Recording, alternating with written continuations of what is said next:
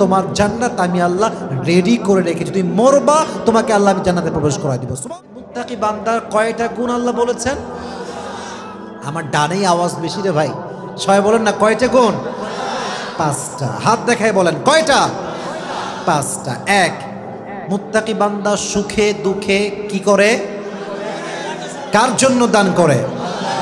মানে টাকা কম হোক বেশি হোক যতটুকুই হোক, you have to give the charity as much as you can give, যতটুকু পারা যায়।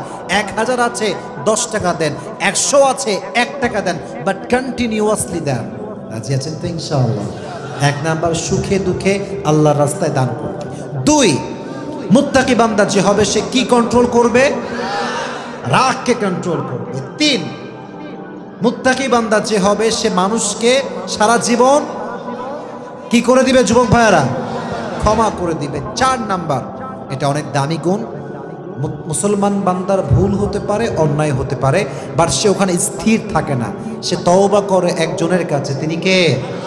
এবং সর্বশেষ 5 নাম্বার গুণ হচ্ছে মুত্তাকি বান্দার ভুল হতে পারে, ভুল হওয়ার পরে যখন সে তওবা করবে, যখন সে আল্লাহর কাছে ক্ষমা চাইবে, তখন সে এটা নিয়ত করবে যে আমি জীবনে কখনো এই অন্যায়টা আমার জীবন আর করব। আর পুরস্কার হিসেবে আল্লাহ ঘোষণা দিয়েছেন, 1, তোমার জন্য আমার ক্ষমা ঘোষণা হলো, 2, তোমার জান্নাত আমি আল্লাহ রেডি করে রেখেছি, তুমি মরবা তোমাকে আল্লাহ আমি জান্নাতে প্রবেশ করাই দিব। সুবহানাল্লাহ পড়ে।